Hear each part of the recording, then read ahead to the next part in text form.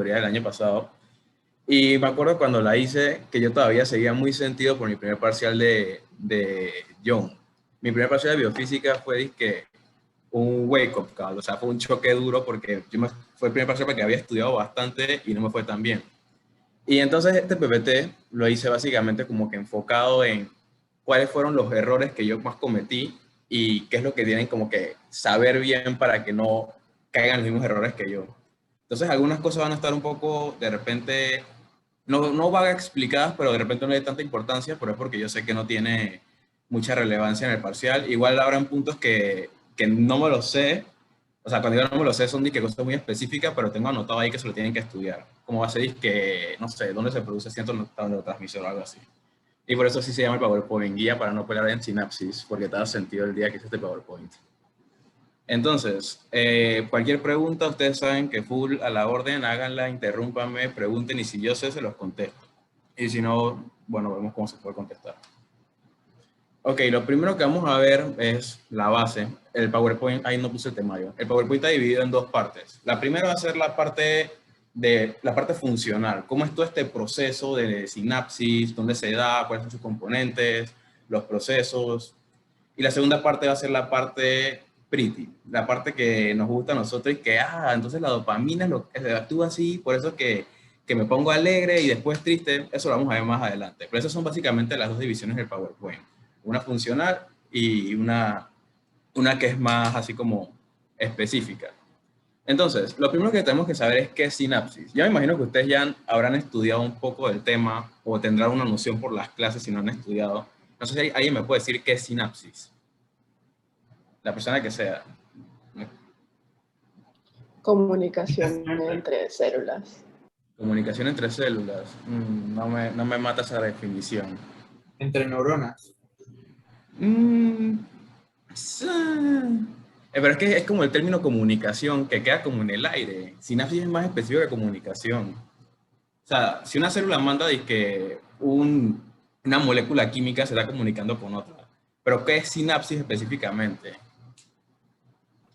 El punto de unión de dos neuronas.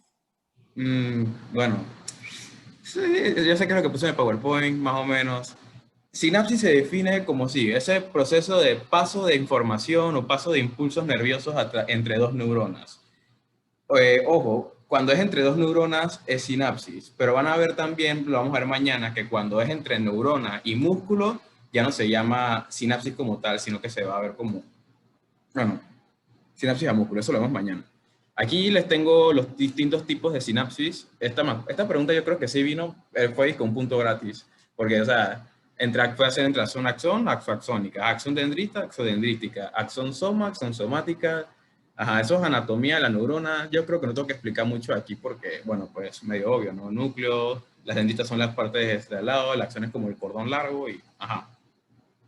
Así que, como no va a ser tan importante saber esto ahorita, pero sí quiero que se acuerden de esto. Entre fibra nerviosa y fibra muscular ya no se ve como espacio sináptico, sino como unión mioneural. Eso es bien importante que lo sepan. Ok, entonces vamos a tener dos tipos de sinapsis. La primera va a ser la sinapsis eléctrica, que esa es la que vamos a ver hoy. Va a ser la que vamos a ver mañana cuando nuestro amigo Rojas nos explique lo que es el corazón. La sinapsis eléctrica se caracteriza porque es el paso directo entre dos membranas. No hay un espacio sináptico, o sea que eso es por gap junction y son básicamente como que dos canales que se cruzan directamente. Aquí tengo una imagen, en la derecha es gap junction y ven que los iones pasan directo. Eso es importante en el corazón por distintos motivos de cómo se contrae, pero hoy no lo vamos a ver, así que no se preocupen. Y bueno, paso de energía eléctrica de manera directa. La sinapsis química tiene dos cualidades. La número uno es que usa un espacio sináptico, tiene tres cualidades. La número dos, que obviamente usa un componente químico para transmitir el mensaje.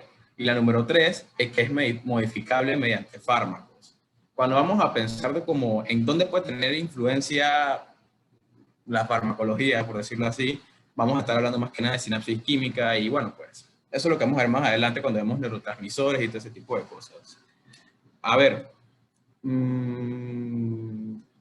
hago la pregunta, bueno, déjame formularla bien. Ok, si dijimos que sinapsis es el paso de impulsos, el paso de información a través de dos neuronas, en la sinapsis química ¿quiénes creen ustedes que van a ser los que lleven el mensaje? Como los que den la instrucción. A ver, reformulo la pregunta. Digamos que la neurona presináptica es una persona, la neurona presináptica es el jefe, la posináptica es la persona que tiene que obedecer al jefe y que por el medio tienes que mandar el chat, tienes que mandar la información. Esa información en la sinapsis química, ¿mediante qué creen que es? O sea, si arriba es eléctrica porque pasa impulsos eléctricos. Neurotransmisores. ¿Qué cosa? Neurotransmisores. Exacto, neurotransmisores. Entonces, bueno, sí, un pequeño adelanto de lo que vamos a ver más adelante de neurotransmisores. Aquí tengo los dos tipos de sinapsis para que los puedan comparar. Yo en verdad yo no me acordaba bien cómo era el gap junction cuando tenía que hacer parcial. Yo lo decía Dikoff y eso es gap junction. Ya sé que es porque hay canales directos entre las dos neuronas y por eso es que actúa así. Y bueno, esta imagen solo es para poder ilustrar. Ahora, en las partes de la sinapsis, bueno, aquí tengo una imagen que tiene bastantes cosas, pero quiero que se enfoquen en tres partes principales. Espérense, ¿ustedes pueden ver mi mouse? Estoy asumiendo que sí. Sí, podemos ver. Sí.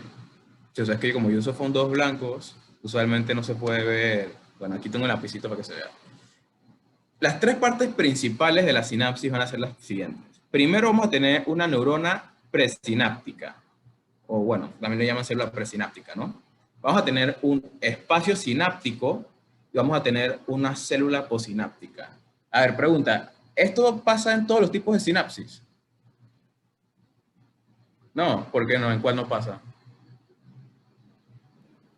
En la eléctrica no pasa. Sí, vamos con preguntas tontas por ahí referenciando, que no se nos escapa.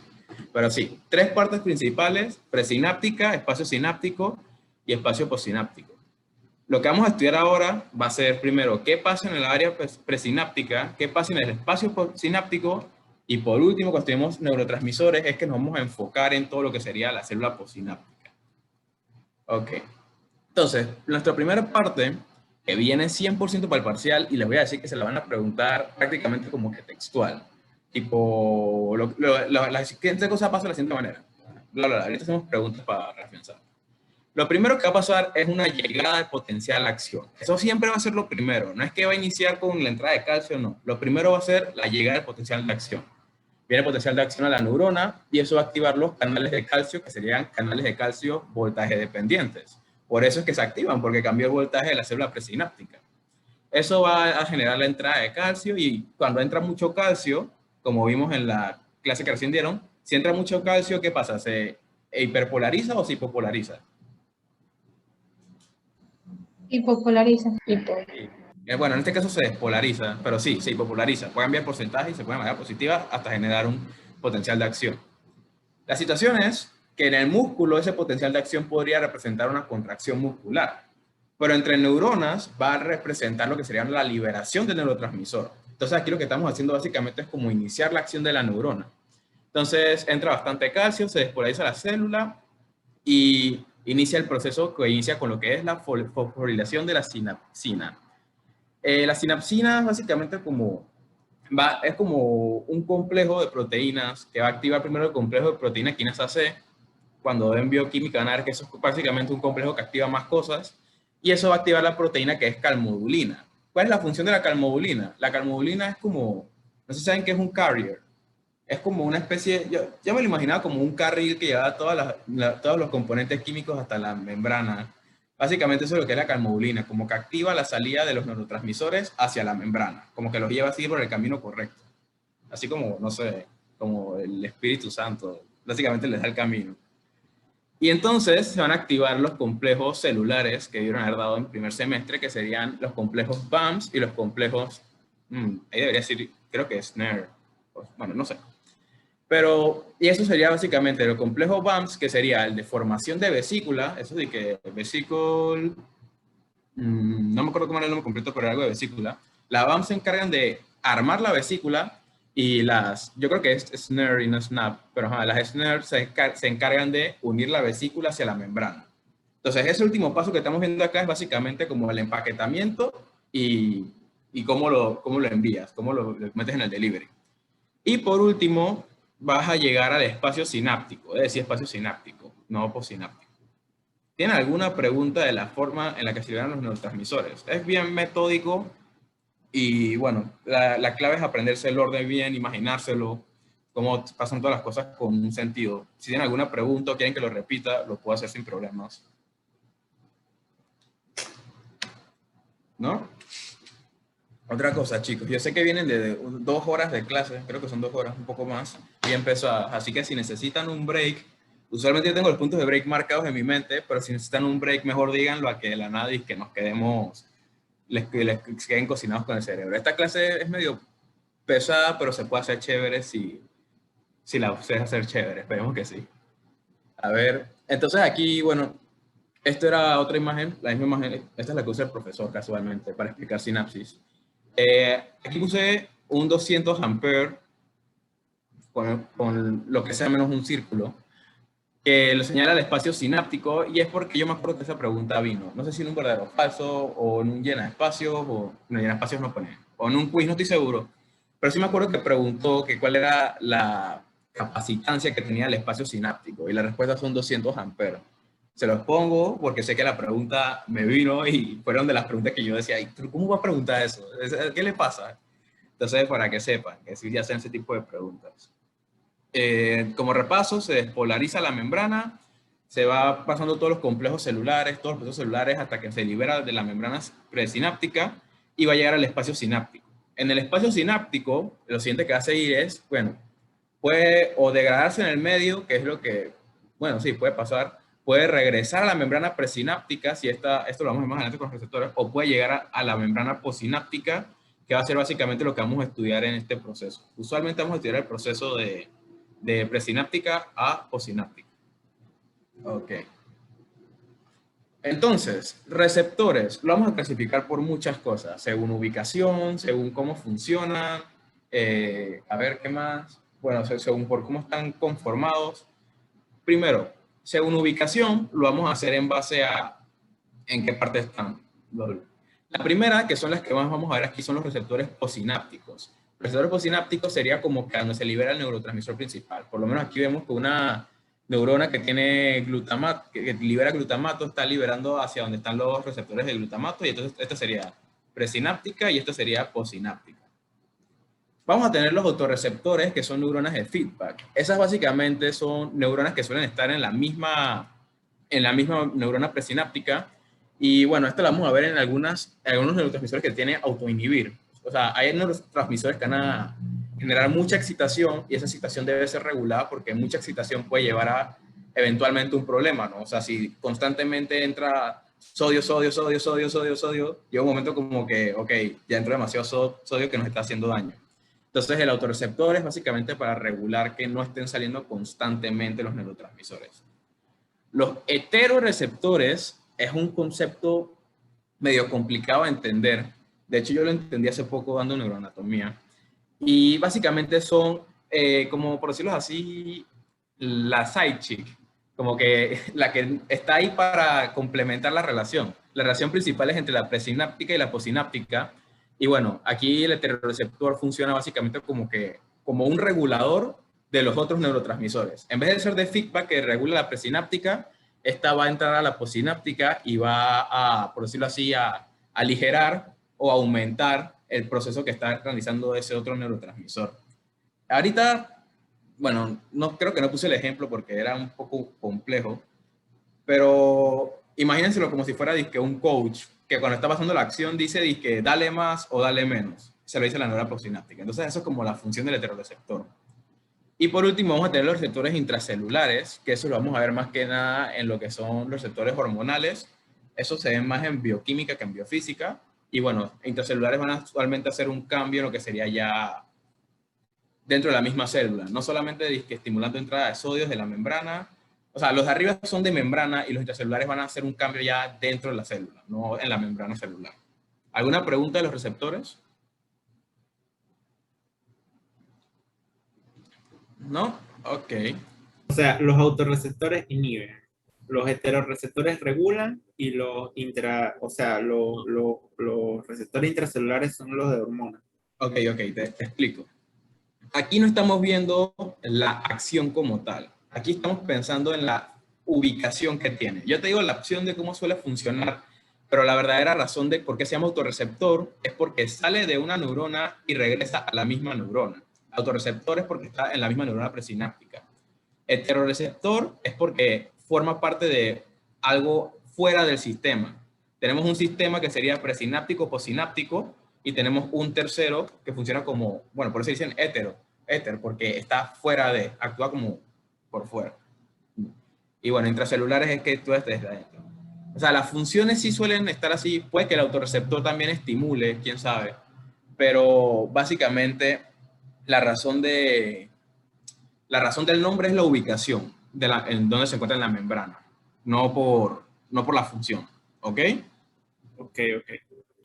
Ok. Ahora vamos a ver los receptores según el mecanismo de función. O sea, ¿cómo es que funciona? Vamos a tener 3 tipos y para estas clases solamente vamos a estar hablando de 2 tipos que son los que vamos a usar en este tema. Los primeros son los receptores ionotrópicos. Los ionotrópicos se llaman ionotrópicos porque facilitan el paso de iones. Y bueno, esos se llaman también canales por ligando. ¿Y cómo funciona? Básicamente, el neurotransmisor, que digamos que está aquí, viene y digamos que se une a este punto de acá. No es así, pero ajá.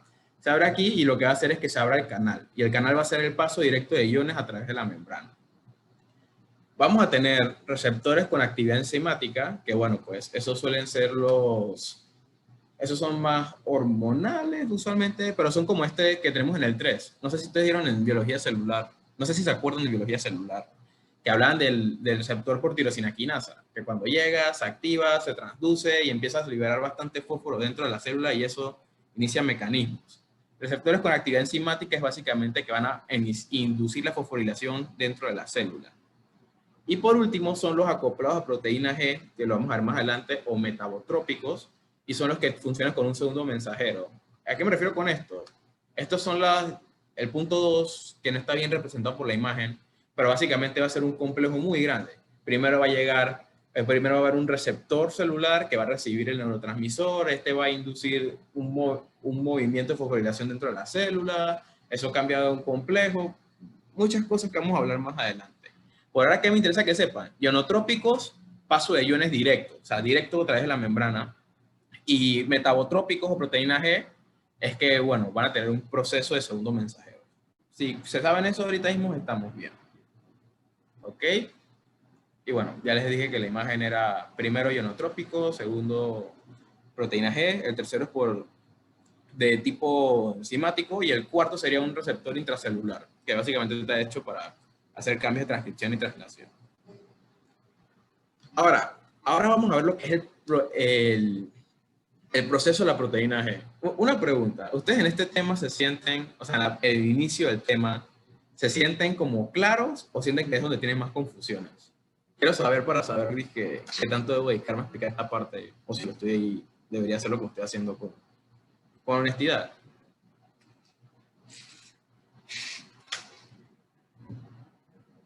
¿Te refieres a que si hemos entendido hasta ahora lo que has dicho?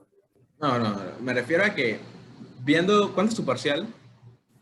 El 3 de mayo. 3 de mayo. Sí. Ah, estamos lejos.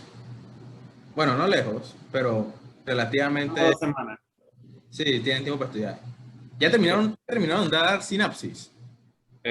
Bueno, creo que seguimos con eso.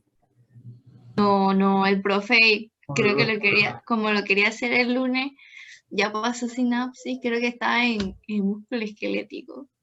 Ok, están en sinapsis, están en músculo. Ok, entonces, bueno, tienen el tema fresco, relativamente fresco, así que bueno, voy a ir a medio ritmo. Bueno, aquí tenemos básicamente la función de cómo es el receptor de proteína G. Creo que al frente tengo la mejor. No lo tengo. Bueno, sí. Básicamente va a llegar primero un neurotransmisor. Aquí se le dice agonista porque activa la acción. Va a llegar al receptor de membrana. Esto van a tener subunidades alfa, son 7 subunidades. Van a inducir un cambio dentro de la membrana. Eso básicamente es que llega la señal aquí y bueno, hace que cambie algo por acá. Por si acaso, si se preguntan por qué representan esto así como una curva, eso lo van a ver en bioquímica y es básicamente porque el complejo es como el que ven acá a la izquierda, que bueno, pues tiene como bastantes subunidades que lo componen. Y es por eso que en vez de dibujar algo raro ahí, te ponen dizque, un montón de curvas que representen cada subunidad. Es un pequeño fun fact. Pero bueno, va a iniciar el cambio y lo primero que va a pasar es el cambio del complejo de proteína G. Aquí tenemos un complejo alfa, beta, que bueno, usualmente gamma está separado. El GTP va a pasar de GTP a GDP y se va a separar alfa de beta y gamma. Beta y gamma se quedan juntos, eso lo vemos acá abajo, y alfa va hacia donde queda la de latociclasa. La latociclasa va a pasar por una fosforilación y eso lo que va a iniciar es la liberación de AMP cíclico. En este paso de la proteína, el AMP cíclico va a ser nuestro segundo mensajero. Esto es un proceso que ustedes pueden estudiar mejor bueno, cuando vayan a estudiar preparcial, pero que es importante que sepan para poder entender todo lo que va a venir después. Tenemos una primera señal que sería el neurotransmisor, que es este que tenemos acá arriba. Tenemos una primera acción que sería la transducción y que sería básicamente qué es lo que inicia toda la segunda señal, que es todo esto que explicamos acá de que esto pasa de GDP a GTP, se separa y activa dinatociclasa. Y tenemos un segundo mensajero que es el que va a iniciar las acciones que genera este neurotransmisor. Y aquí tenemos el ejemplo del AMP cíclico, el pirofosfato, también tenemos el diacilglicérido, no me acuerdo de otro en este momento. El neurotransmisor va a iniciar la señal y el segundo mensajero va a ser el que haga el delivery. Para ponerse de otra manera, digamos que bueno, ustedes piden algo por pedidos ya. No, no es el mejor ejemplo. Bueno, igual funciona. Ustedes hacen su pedido por pedidos ya, entran al lápiz, hacen el pedido, ustedes son el neurotransmisor, ustedes inician la acción. El pedido ya es todo este sistema de transducción. Cuando ellos se la mandan al restaurante, el restaurante hace la comida, se la mandan, y cuando te la mandan para tu casa, eso sería como el AMP cíclico, que sería la segunda señal respuesta a esto, y bueno, el resultado final sería tú comiendo lo que querías comer, pero pagando $3 de delivery, algo así. Eso es básicamente cómo se puede ver lo de proteína G, y es que tenemos una señal inicial, y un proceso en el medio, un segundo mensajero y una respuesta final. ¿Se entendió o hubo confusión con esa explicación? Ok, ¿nadie sintió confusión? Les pregunto porque yo sé que esto lo preguntan en el parcial. Una o dos preguntas, pero lo preguntan porque, bueno, es una base buena de bioquímica. Bueno, acá tengo una diapositiva que explica de vuelta lo que es la transducción del segundo mensajero. Ay, mira, se ocupan así. Y entonces, bueno, 3 preguntas para poder entenderlo bien. Lo primero es cómo va a afectar dentro de la célula. Les dije, bueno, aquí lo ponen como una hormona, la señal. Va a ser la activación del complejo de proteína G, de GDP pasa a GTP, el alfa se une a la dinatociclasa y eso libera el AMP cíclico. El AMP cíclico puede iniciar varios procesos, pero lo que usualmente pasa es que activa la proteína quinasa A. La proteína quinasa A empieza a liberar un montón de fosforilación, un montón, y lo que termina pasando es que fosforila la acción lo que termina pasando usualmente es que inicia la acción de otro canal celular. ¿Y eso qué significa? Que usualmente un neurotransmisor que llega a la membrana, aunque sea metabotrópico, la acción final usualmente va a ser la entrada de sodio, o la entrada de calcio, o la entrada de potasio, o salida de potasio, entrada de cloro, no sé. Pero tenemos que saber analizar los neurotransmisores así. Una señal inicial que va a llevar a una respuesta final mediante un proceso. ¿Qué tipo de cambios generarán en el cuerpo? Bueno, si el neurotransmisor inicia la entrada de lo que sería sodio, que vamos a tener una respuesta excitatoria, una respuesta inhibitoria, ¿qué se les ocurre? En base a lo que dieron hace poco. O sea, si empieza a entrar bastante sodio por la acción del neurotransmisor, generalmente, ¿qué creen que pasaría? Excitaría. Y si entra bastante cloro, ¿qué es lo más probable que pasaría? Inhibe. Bueno, no sé si se acuerdan cuando vieron neurotransmisores, que hay un montón de tablas y uno dice que, ¿cómo voy a aprender todo eso? Ese es el mecanismo. Tengo un neurotransmisor inicial, tengo un proceso en el medio, que es la parte de la tabla que está como en código, uno dice que estoy leyendo, y tengo una respuesta final. Y así se van estudiando los neurotransmisores poco a poco. ¿Cómo se inactiva todo este proceso? Mediante la fosfodiesterasa. Creo que hay otra, no sé si la fosfodiesterasa es la única, pero la fosfodiesterasa es la que detiene todo este tema del AMP cíclico. Y bueno, hay ciertas sustancias químicas, como lo es la cafeína, que lo que hace es que no inhibe la fosfodiesterasa. O sea, inhibe la salida de fosfodiesterasa, y lo que hace es que dificulta la inhibición del AMP cíclico, y por eso es que ustedes cuando toman café, a veces pueden sentir la señal más duradera. No, a veces no, es lo que pasa cuando toman café. y es por, bueno, la inactivación de la fosfodiesterasa. De esta parte, pregunta fosfodiesterasa y AMP cíclico. Esos son los que suelen preguntar en neurotransmisores. Ok. Aquí tengo el ejemplo de la cafeína, que es uno de los que genera este tipo de inhibición de la recaptura del AMP cíclico. Y a la derecha tengo un estudiante de medicina, que está actualmente en cuarto semestre, que se ve así más o menos cuando toma café. Entonces, potenciales posinápticos. Ya estamos terminando la parte de introducción. Vamos a tener dos tipos de potenciales posinápticos. Primera pregunta, si decimos que es un potencial posináptico, ¿qué se les ocurre que estamos hablando? ¿Quién me puede definir ese término? Potenciales posinápticos.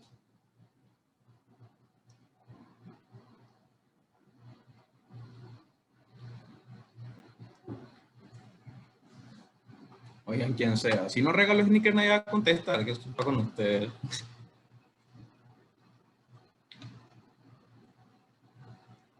Que se genera en la célula postsináptica. Para términos del tema, vamos a decir neurona postsináptica. Vamos a hablar de los dos tipos de potenciales que se van a generar en la segunda neurona. O sea, en la postsináptica. En la primera vamos a tener un potencial postsináptico excitador. Excitador va a ser usualmente, ¿por qué? Porque, bueno, la célula está generando una respuesta excitadora y, bueno, los iones que suelen estar involucrados sería la entrada de calcio y la entrada de sodio. Eso ustedes lo acaban de dar, así que me imagino que esto está un poco más fresco. ¿Qué hora es? Ok, muy bien. Y la segunda sería el potencial postsináptico inhibidor, que serían usualmente que van a hiperpolarizar la célula y eso va a dificultar una respuesta. Una forma de verlo son con las dos imágenes de al lado, que lo que habrán visto son clásicos ejemplos de fiesta. Un ejemplo de potencial postsináptico excitador es cuando están recién tomando el alcohol y que, bueno, están recibiendo una respuesta excitadora. Eso lo vamos a ver cuando vemos a la dopamina. Pero básicamente eso es una respuesta excitadora. Se sienten con energía, con euforia, con muchas ganas de fiestar. Ahí tenemos un potencial postsináptico excitador. Abajo tenemos lo que se conoce como el día después. Tomaste mucho vino, te afectó, no sientes que tienes ganas de hacer nada, y eso sería una respuesta inhibidora, te está frenando, te sientes como que no tienes fuerza. Otro ejemplo de esto sería con los analgésicos. Los analgésicos usualmente te van a hacer sentir como cansado o con mucho sueño y ese tipo de situaciones. Ok. ¿Alguna pregunta? Porque esto es que una base que necesitan para el resto de las clases. ¿Cuál es excitador y cuál es inhibidor?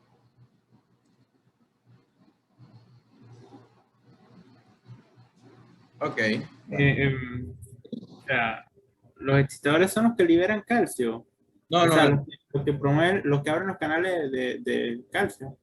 yo te puse los iones que usualmente están relacionados con eso. O sea, calcio y sodio, la entrada de calcio y sodio, la entrada va a generar un potencial excitador usualmente. Aquí lo que básicamente estamos hablando es que potencial postsináptico excitador sería cuando hipopolariza y inhibidor sería cuando hiperpolariza. Ya te puse los iones más usuales porque usualmente cuando hables de tipo de proteína G, te van a poner así, que proteína G y flechita para arriba calcio. Entonces, ok, ya sé que esto significa que está excitando. Si es flechita para abajo calcio, digo, ok, esto está inhibiendo. Okay. Seguro, ¿se entiende? Sí, eso es una mara como para la hipo y la repolarización. Ajá. Okay. Ok, sí, todo esto se explica con el tema o sea, tienes que saber cómo va a actuar el ion dentro de la célula, qué respuesta va a dar. Eso se gana practicando. Ahora vamos a ver los neurotransmisores como tal. Tenemos una clasificación de 4 neurotransmisores: aminoácidos, péptidos, catecolaminas, ahí se me fue la O, y indoletilaminas, que esa solamente es la serotonina y no sé por qué la llaman, bueno, hay una razón que la llaman distinto. Y bueno, cuando hablemos de neurotransmisores, prácticamente siempre van a poder relacionar, bueno, en unos casos, van a poder relacionar con lo que son las drogas, los fármacos. Entonces traten de relacionar cada vez que estoy en un tema así con lo que sería la aplicación que se le da clínicamente. Espérense, déjenme ver algo. Ok, no lo puse, lo voy a decir. Cuando estemos estudiando este tema, ustedes van a ver en que en cada parte del tema, en el libro del profesor, sale una parte que dice fármaco o medicina. Siempre tiene una parte que dice eso. Yo lo ignoré completamente para el parcial, porque yo dije, estoy en segundo semestre, ¿eso qué va a venir? Y después en el examen, misma cara de payaso viendo las preguntas. Así que, bueno, ahorita más adelante tengo una diapositiva de eso, pero adelantado. El primer neurotransmisor que vamos a ver van a ser la acetilcolina. ¿Alguien se acuerda de qué es lo que hacía la acetilcolina? De la clase. Genera la contracción. Disminuye la frecuencia cardíaca. También es básicamente, usualmente vamos a encontrarla en la unión bioneural o, bueno, la del corazón también. Es decir, acetilcolina tiene que ver mucho con lo que sería la respuesta final de toda la vida de neurotransmisores, o sea, lo que llega al músculo, básicamente. También la vamos a ver en el sistema nervioso y en otras áreas. Pero bueno, de la acetilcolina que tenemos que saber, primero, biosíntesis. Sale de la colina y el acetil-CoA. ¿Y adivinen cómo se llama? Acetilcolina. Es inducida por la enzima colina acetiltransferasa y es inhibida por la acetilcolina esterasa. No, yo creo que hay un caso clínico que habla de acetilcolina esterasa. ¿Me equivoco? ¿O no? ¿No se acuerdan? No sé, un caso clínico desde el profe. Bueno, no importa. La acetilcolina esterasa se va a encargar de lo que sería degradar la acetilcolina del espacio sináptico. Y esto es bastante importante porque si tienes mucha acetilcolina esterasa, vas a empezar a tener problemas de contracción muscular. La acción principal de la acetilcolina es contracción, y entonces si te falta acetilcolina, vas a tener una contracción muscular más débil. Al mismo tiempo, si tienes muy poca acetilcolina esterasa, lo que vas a tener es mucha liberación de acetilcolina que no se degrada. Y eso lo que te puede generar es una especie de, creo que se llama tetanismo, que tiene que estar como el músculo muy contraído por mucho tiempo. No es exactamente una parálisis, pero es más o menos por esa línea, de que tienes el músculo prácticamente completamente contraído. Entonces la acetilcolina esterasa tiene una gran importancia en lo que sería ese tipo de acciones, ¿no? La ¿Puedes regulación. repetirlo, por favor? Que no me escuché. Ok, no tengo problema. Tenemos, ¿desde qué parte? Todo.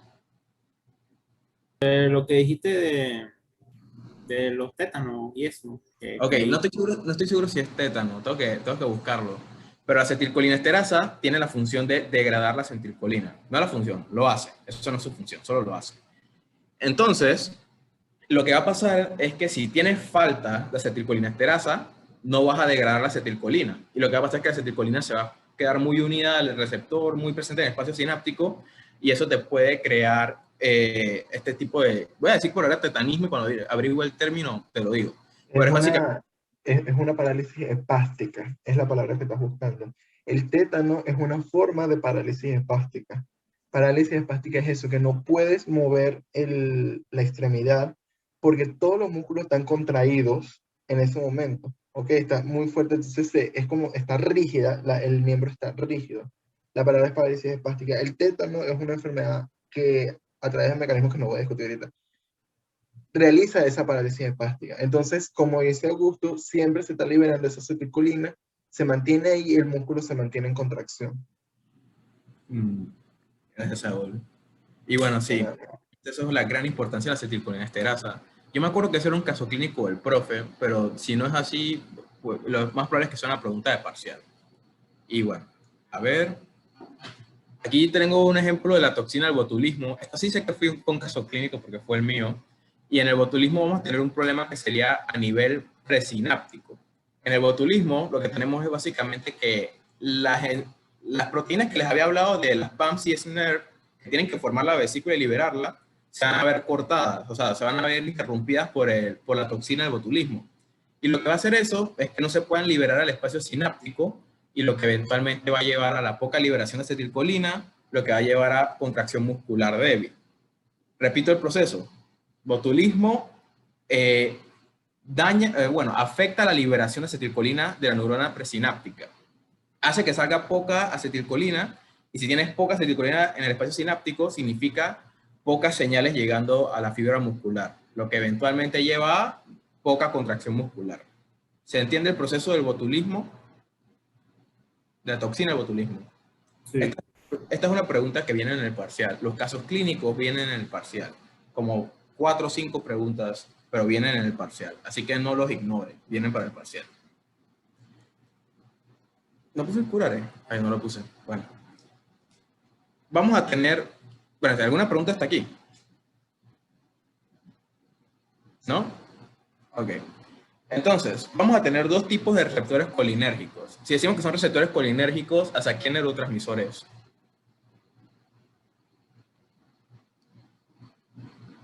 Tan, tan, tan, tan, tan. Acetilcolina. Hacia acetilcolina. Entonces, vamos a tener dos receptores que serían nicotínicos y muscarínicos.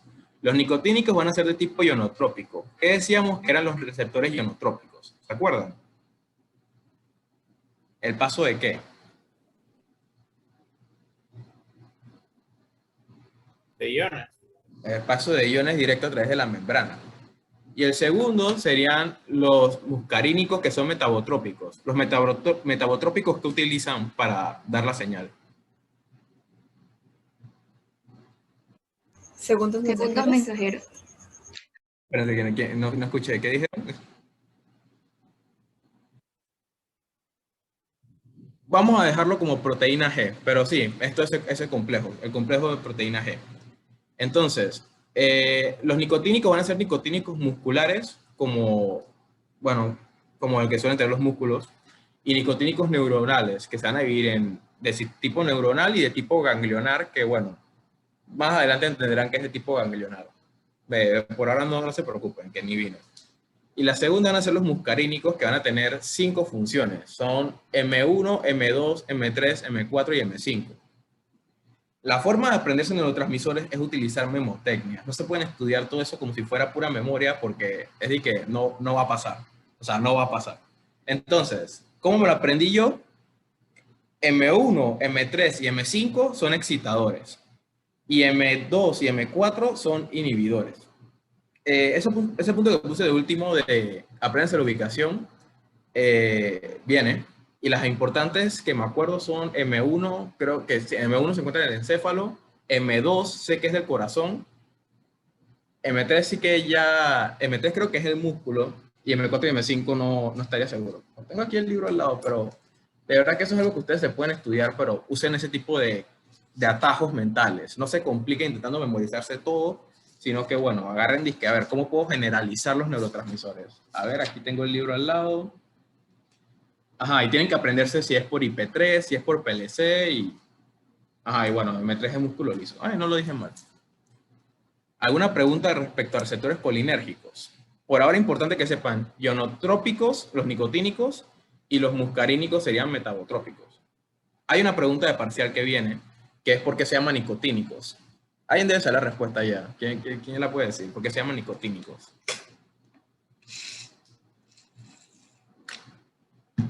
O bueno, si no se saben la respuesta, invéntenla, si está medio explícita. Por la nicotina.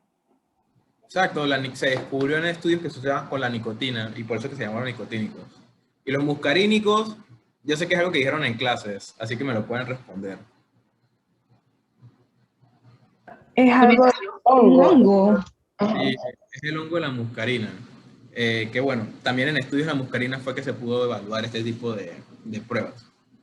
Y bueno, estos serían los colinérgicos. Estos lo vamos a ver mañana un poquito, no tanto en verdad. Ahora, ¿qué quieren? Bueno, me falta un poco menos de la mitad de la clase. ¿Quieren tomarse un break ahora para descansar? Que los siento un poco cansados. ¿O quieren darle express? Pido que un break, no estaría Ok, mal. ¿de cuánto? Unos 3 minutos. 3 minutos. O sea, tú no quieres a tus compañeros. No sé, yo tiré ese número, por mí fueran como 5 o 6, pero yo no sé. Que dicen 5 minutos está bien. O sea, recuerden que esos 5 minutos ahora se extienden para después, pero vamos a intentar ir más directo.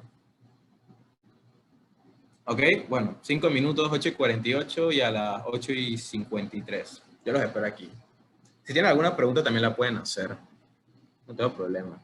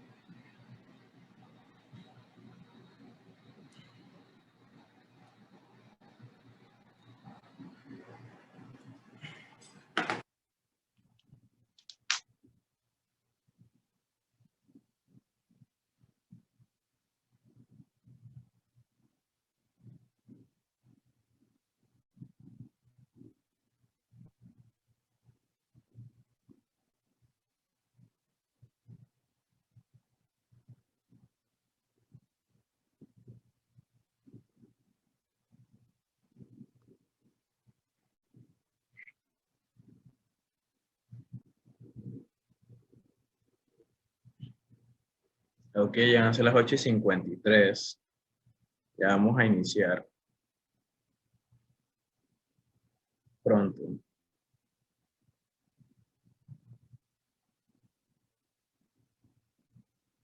Miren, por mientras esperan, porque la gente nunca llega, siempre que le das un break de 5 minutos, quieren abusar y saben que 10 minutos o 7 minutos o algo así.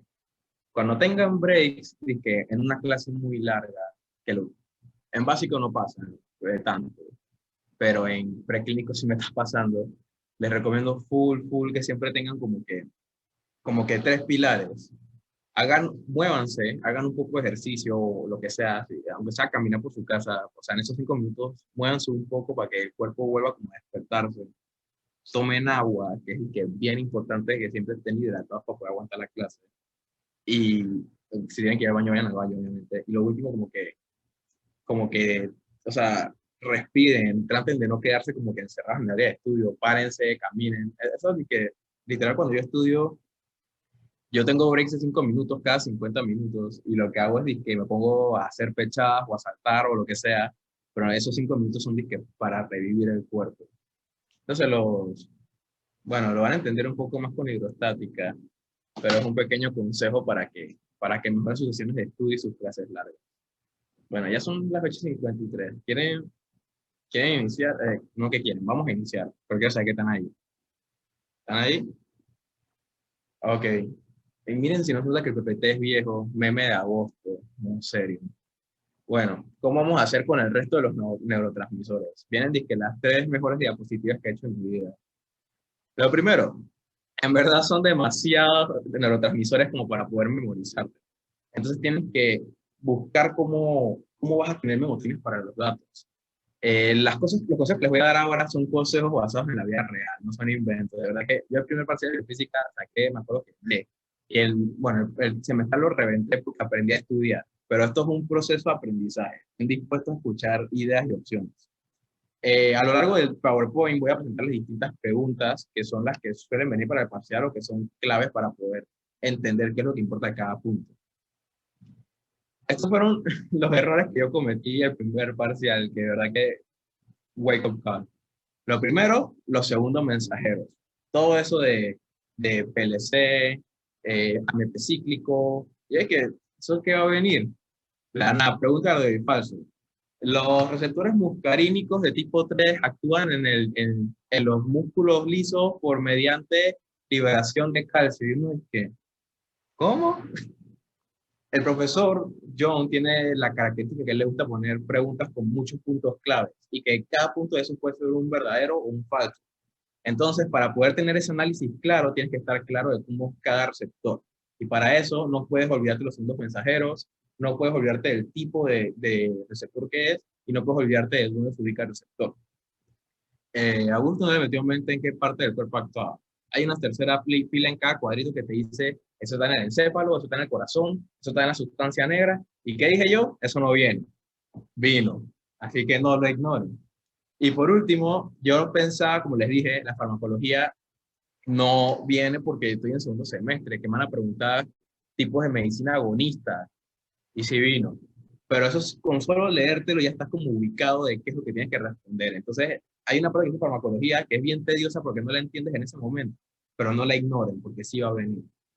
Y bueno, ese último mensajito que les pongo abajo para mí es full en serio. No sé, o sea, no comentan mis errores si ya lo saben. Si quieren más preguntas o tips para estudios, me pueden escribir al privado y yo siempre estoy encantado de responder. Entonces, bueno.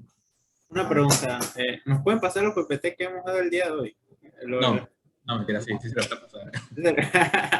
No, les paso el mío. Hay que hablar con Roja para que pase. Voy a hablar con José para ver. Ok. Lo primero que vamos a ver son las aminas biógenas. Esos son un conjunto de neurotransmisores también conocidos como catecolaminas y van a incluir tres neurotransmisores.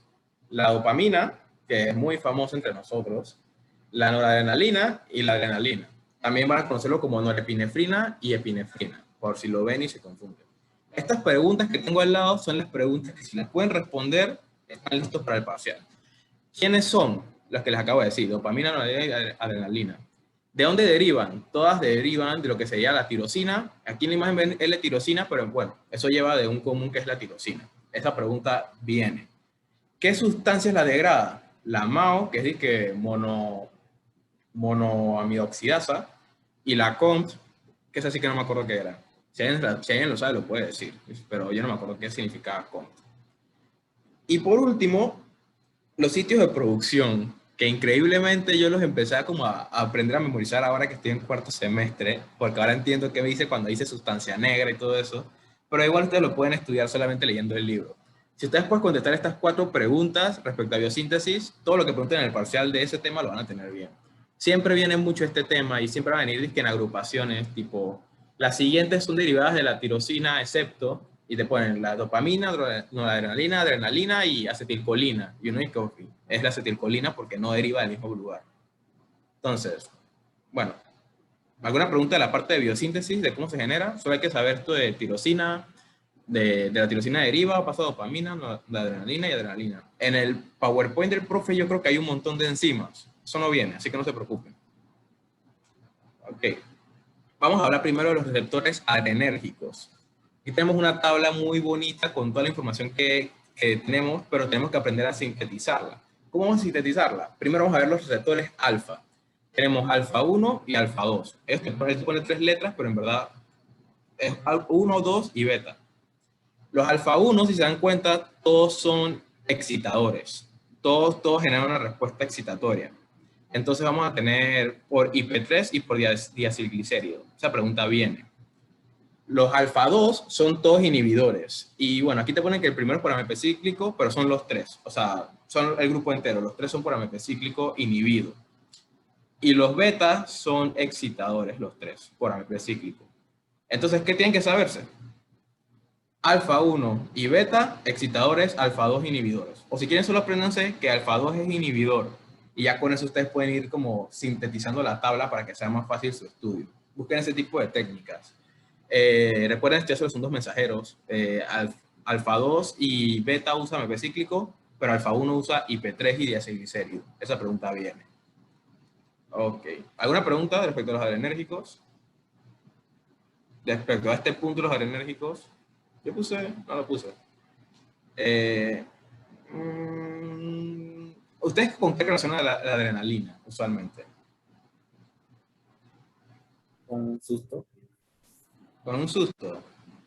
Sí. Pero si te refieres así en la vida diaria. O sea, si tú escuchas que una persona se inyectó adrenalina, ¿cómo crees que esa persona va a estar? Activado, acelerado. Activa. Sí, y es básicamente por estas respuestas excitatorias.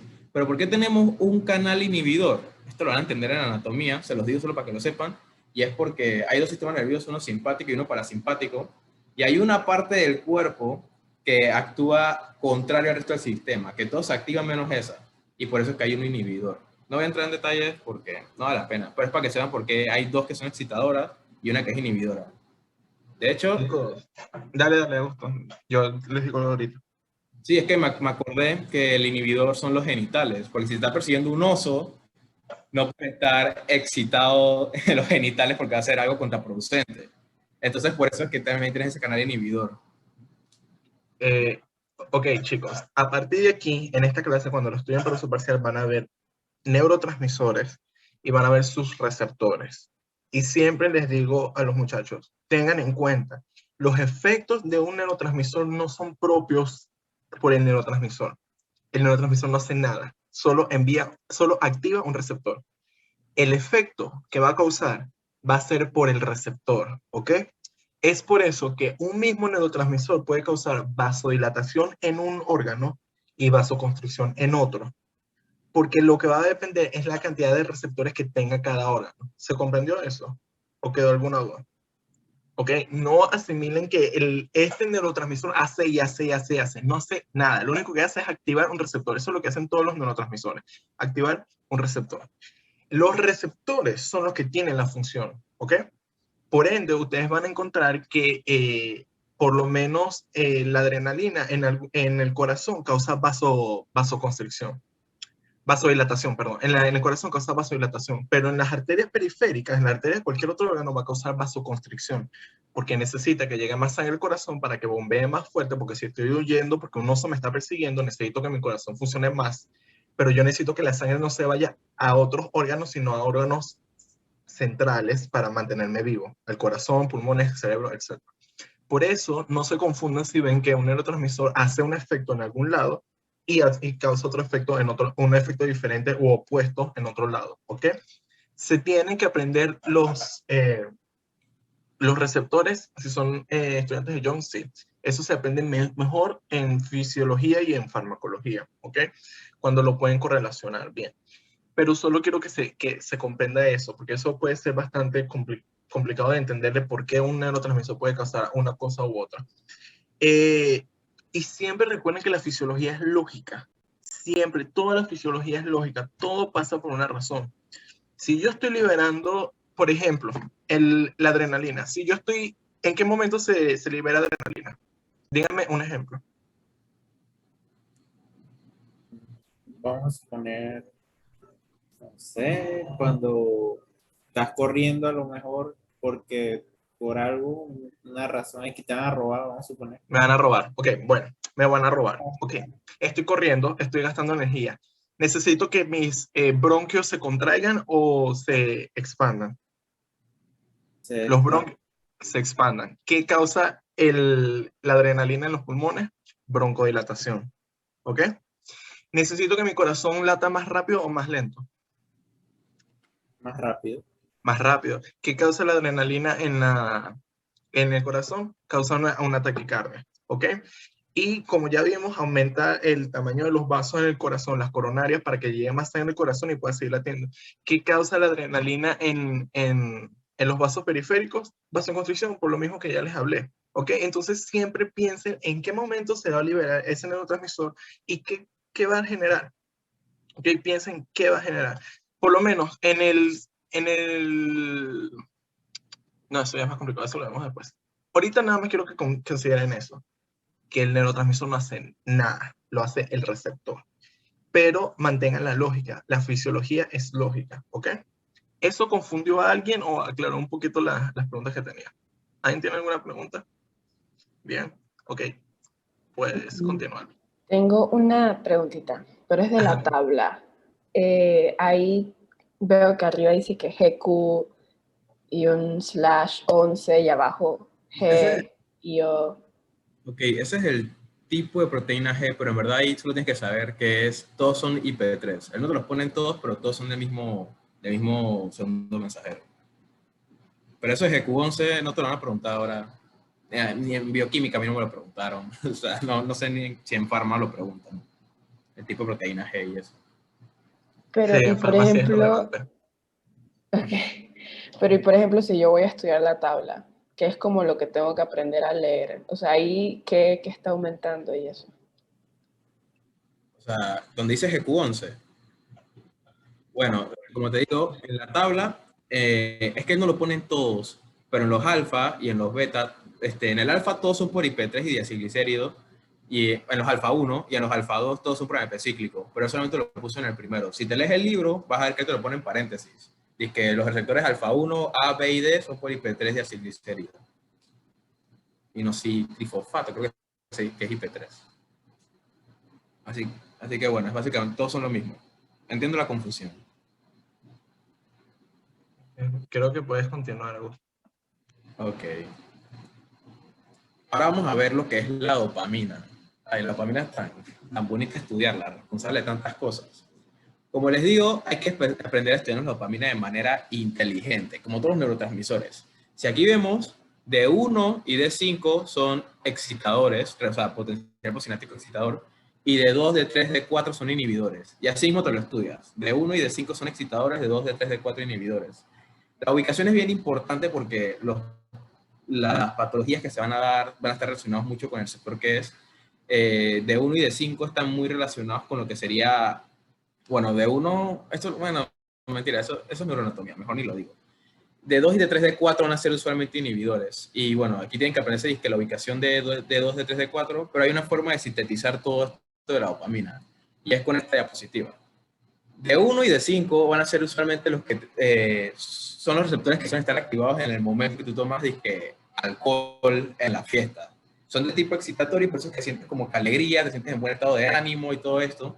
Pero ¿qué es lo que pasa? Eventualmente la dopamina empieza a descender su producción en el cuerpo y entonces de 2, de 3 y de 4 empiezan a recibir esa dopamina. De 1 y de 5 se quedan sin dopamina para recibir y se pierde su efecto.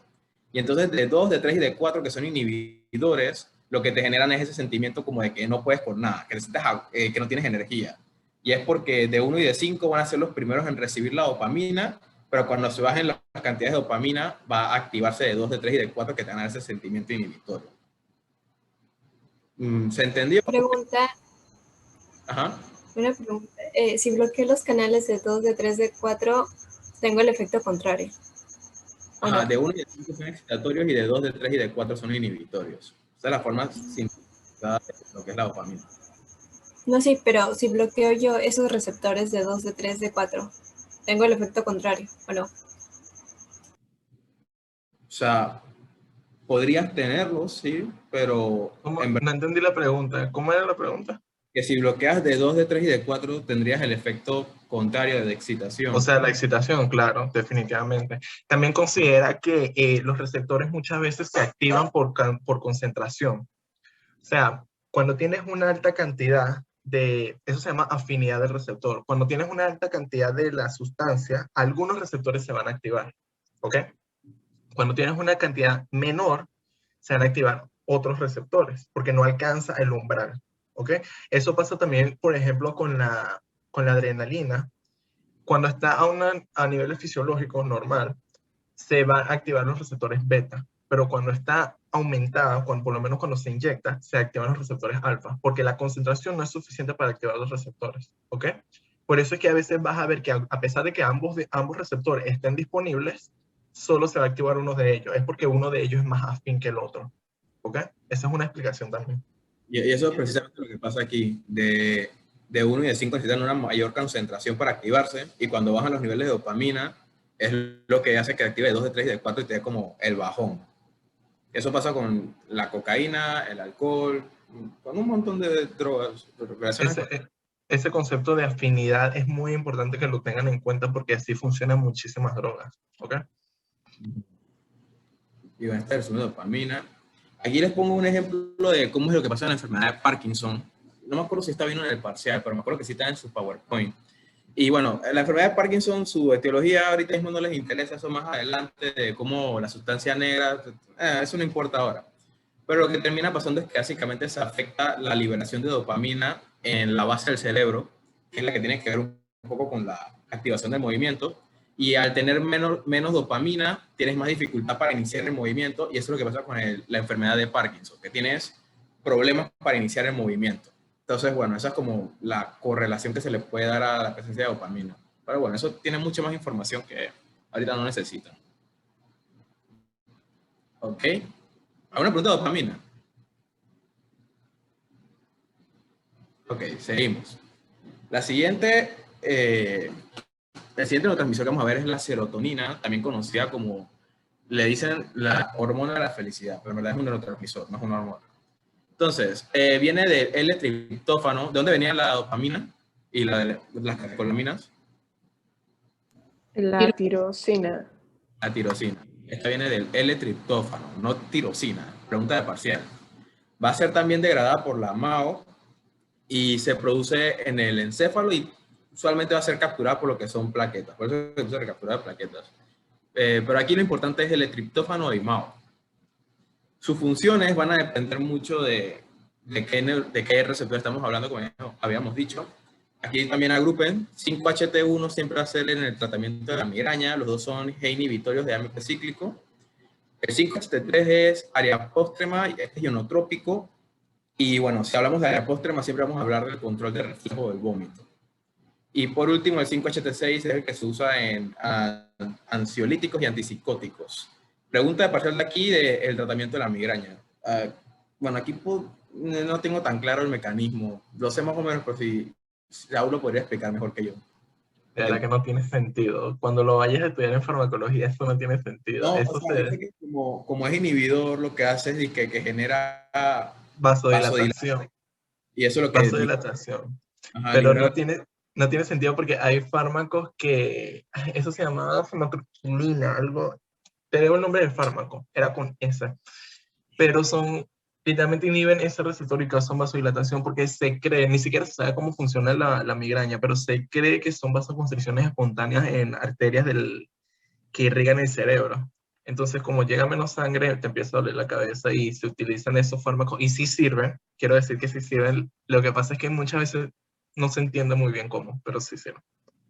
Sí, en resumen, 5-HT1 va a ser inhibitorio con amipecíclico, tratamiento de la migraña viene, por eso que me acuerdo bien de esa pregunta.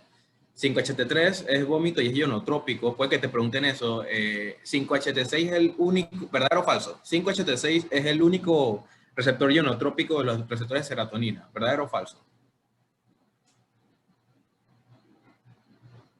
Verdadero. Verdadero, 5-HT es el único receptor ionotrópico de los receptores de serotonina. Falso, no todos son metabotrópicos.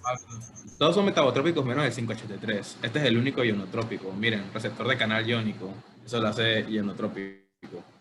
No puedo borrar. Sumatriptan se llama el fármaco, el antagonista de serotonina, por si quieren saberlo. Pero sí, es así como funciona. En el libro hay una parte de que usos importantes. Léanse esa parte. Se lo estoy diciendo, léanse esa parte porque me acuerdo de que esa pregunta la hicieron hasta con el medicamento. No me acuerdo ni cuál era. ¿Qué vas a saber yo? Otra cosa es que la serotonina, muchas personas como por conocimiento callejero lo asocian con la depresión, pero no es simplemente que tienes un desnivel de serotonina cuando estás deprimido y ya. La depresión es una serie de desbalances en neurotransmisores, no solo la serotonina. O sea, no quiero que piensen que, entonces me inyecto serotonina y ya no estoy deprimido. No, eso no funciona así. Eso es un desbalance. Es más, se utilizan inhibidores de la recaptura de serotonina para tratar la depresión. Eso hace que no se degrade la serotonina, sino que aumente. Pero no es solo el único tratamiento. Esto se debe a que en los pacientes con depresión se han visto menores productos de degradación de la serotonina en la orina. Recuerden que la orina nos sirve para evaluar diferentes funciones en el cuerpo. Entonces, la serotonina se degrada, se va en orina. Y estos productos se encuentran disminuidos en pacientes con depresión, pero no lo tomen en cuenta como que nada más necesito serotonina para ser feliz. No es así. O sea, es un conjunto de dopamina, de acetilcolina, incluso tiene funciones en el cerebro, serotonina, entre otros. ¿Ok? De hecho, del principio de hacer un poco de ejercicio en medio de los breaks de estudio, esto, y que fuentes videos de YouTube, no me crean, pero que era que también estimulaba un poco la producción de serotonina y eso te daba un mejor temperamento para seguir. Pequeño fun fact. Aquí tenemos, bueno, la diapositiva resumen que usaba el profesor, que serían 5-HT1 inhibitorio, el 2 y el 3 serían excitatorios, y bueno, el 3 es el de reflejo del vómito, o sea, ese es el que más me acuerdo. El 3 viene de vómito y creo que me acuerdo porque viene del parcial. Ok. Aquí tenemos un resumen de las diferencias entre las vías dopaminérgicas y serotoninérgicas. Lo tengo más que nada porque siento que la gente se confunde mucho a veces como en las funciones de cada uno, como que piensan que son lo mismo. Y se dan cuenta que la dopamina, que la dopamina tiene la parte de gratificación, de placer, euforia, es más como los momentos de impulsos de energía. Y la serotonina habla más como de procesos cognitivos, como de cómo te sientes en el... mala palabra, no sientes, sino como de cómo está tu estado de ánimo. Serotonina es más estado de ánimo y dopamina es cómo te sientes físicamente, más o menos. Exacto. Y no solo piensen que en cuanto a lo que estamos hablando, esos siempre funcionan en concentraciones adecuadas. No piensen que si tienes exceso de serotonina vas a ser muy feliz y vas a estar muy alegre. Tampoco funciona. Como le dije, tiene que ser, eso es bioquímica y es bastante complicado. ¿Ok? Siempre acuérdense de la serotonina también en procesos de memoria, como lo dice ahí, de sueño y cognición, o sea, de aprendizaje, si es cierto. Y recuerden la dopamina, como lo dice Augusto, en formas de gratificación. Cuando existe algo que se llama la vía de la recompensa o vía dopaminérgica, que es cuando se libera dopamina cuando hacemos algo chévere. O sea, digamos, no sé, le regalé un carro a mi mamá. tu cerebro va a liberar dopamina y te hace sentir bien. Eso es lo que hace que te sientas bien cuando haces algo bueno. Las drogas, como la cocaína, estimulan esa liberación de dopamina, ¿ok? Estimula esa liberación y hace que liberes dopamina y te sientas bien, te sientas gratificado contigo mismo. También el tabaco, fumar, causa esta liberación de dopamina. El problema con esto es, primero, tenemos cantidades reservadas de dopamina. O sea, eso se encuentra en vesículas dentro de las células. Si me meto una droga, digamos que me metí cocaína y empiezo a liberar esa dopamina, va a llegar un punto en que las vesículas de mis células ya no tengan más dopamina y se van a depletar, la palabra es depletar, ya no tengo más dopamina que liberar. Entonces ahí es cuando después de meterte cocaína es cuando te sientes mal, cuando te da dolor de cabeza, cuando te da de todo, te da la moridera, porque ya no tienes más dopamina que liberar. Y segundo, estos receptores de dopamina se vuelven tolerantes, generan tolerancia, lo que hace que siempre vas a tener que aumentar la dosis, siempre, porque ya la misma dosis que utilizabas al principio ya no te va a estimular esos receptores, ¿ok? Es un mecanismo de defensa del cuerpo. Se vuelve tolerante y aumenta, y tienes que aumentar la dosis. Por eso es que los pacientes de este tipo de drogas mayores y altamente adictivas, necesitan aumentar las dosis de estas drogas que consumen, ¿ok? No solo la cocaína, hay un pocotón de esas que liberan dopamina en general. Una pregunta, Saúl. El profesor Jung dijo algo ahí de que la corteza frontal inhibía el cerebro instintivo. Eso no lo entendí muy bien. No sé si... Eso es neuro. Básicamente la corteza frontal es la parte de adelante del cerebro, ahí es donde piensas, eso es lo que te diferencia de un animal. Ahí es donde tú dices, voy a hacer esto en el día. Voy a bañarme, voy a pararme, voy a hacer la tarea. ¿Ok? Eso va en contra de tus instintos. Tú no piensas tus instintos, tú nada más lo sientes. ¿Ok? Tú dices que tengo hambre, pero la corteza frontal es la que dice, voy a agarrar y voy a hacerme un sándwich y voy a probarlo, o dice, no puedo comer en este momento, tengo que seguir estudiando. Básicamente, para no alargar la clase. ¿Respondí tu duda? Sí, sí, sí. Ok, puedes continuar. Ok. Ahora vamos a ver la famosa histamina. Quiero saber, ¿aquí quién sabe para qué funciona la histamina? O sea, eso es uno de los que empezó como muy... No me acuerdo de los antihistamínicos. Que son para Para la- las alergias. Exacto, para las alergias. La histamina va a ser el principal neurotransmisor que va a estar relacionado hacia esta respuesta alérgica. Proviene de la histidina, se produce en los túbulos mamilares, corteza cerebral, eso se lo puse porque viene por parcial, pero ¿verdad? ¿Y para qué sirve? Para la respuesta alérgica. La histamina siempre que estén hinchados, enrojecidos, va a ser siempre relacionado con esto. De hecho, me acuerdo de una correlación con una vez me dijo Saúl, que era que a las 3 de la mañana, 4 de la mañana, usualmente uno tiene como que más histamina liberada y que eso en parte te va a ayudar como a poder estudiar mejor, ese tipo de cosas. Saúl orgulloso porque me lo acuerdo. Aquí les puse la imagen del libro, no sé por qué. Pero, bueno, porque tenía esto escrito en verde, de que el H1, que va a tener una acción postsináptica, eso de post es postsináptico, es importante tenerlo presente en lo que son los antihistamínicos, porque es donde va a tener la principal opción. Y cuando pone antagonistas, difenitramina y loratadina, son básicamente lo que, por lo menos, yo hace poco tuve lo que fue un ataque de urticaria. No sé si ataque es la palabra correcta, pero ajá. Tuve urticaria así aguda de repente. Y a mí me dieron bastantes histamínicos de receta porque decían, tenemos que liberar ese... Antihistamínico. Ajá. Antihistamínico. ¿Qué dije? Histamínico. Ah, perdón. Bueno, me dieron Sí, bastantes claro. antihistamínicos porque decían, tienes una respuesta inusual y hay que controlarla antes que te haga un daño. Entonces tenemos dos que nos interesan principalmente, H1, que va a estar con la respuesta, la externa, vamos a clasificarlo como externa, y es cuando te vean hinchazón, enrojecimiento, la vasoconstricción, que va a estar muy relacionado con que, bueno, básicamente tu sangre empieza a acelerar. Y H2, que va a estar más relacionado con lo que sería la gastritis.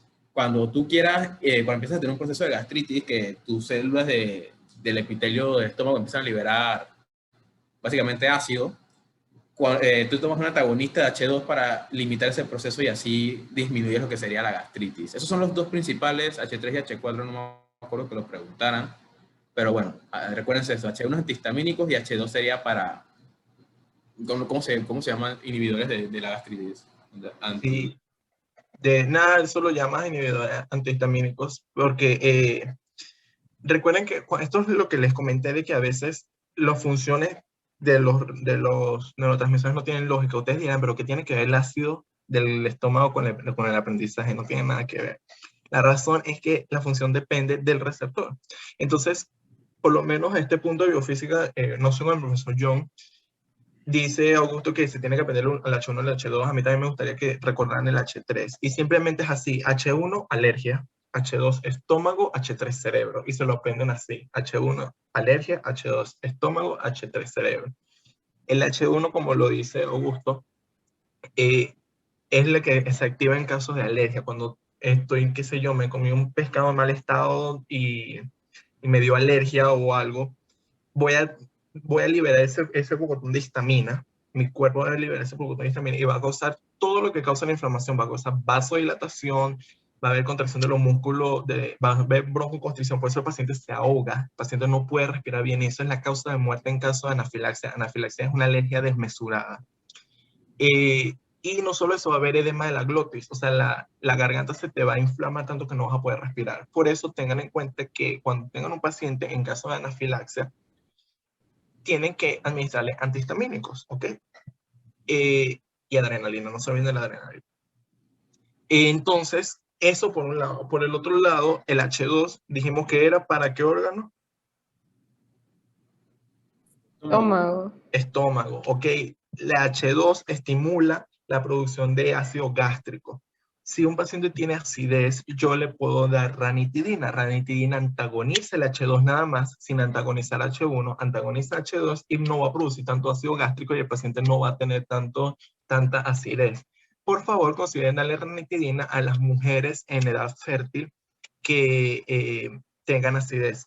Porque si le da misoprostol, que sirve para lo mismo, el misoprostol le puede causar un aborto y ustedes no saben si esa paciente está embarazada en ese momento. Pueden que no lo sepan, ¿ok? Ranitidina, H2, acidez. Y por último, H3, que era lo que comentaba Augusto. La histamina en el cerebro estimula el aprendizaje y si hay un flujo mayor de histamina a las 3 de la mañana, 2 de la mañana, por eso es que algunas personas preferimos estudiar de noche, ¿ok? Y también media el ciclo vigilia-sueño, ¿ok?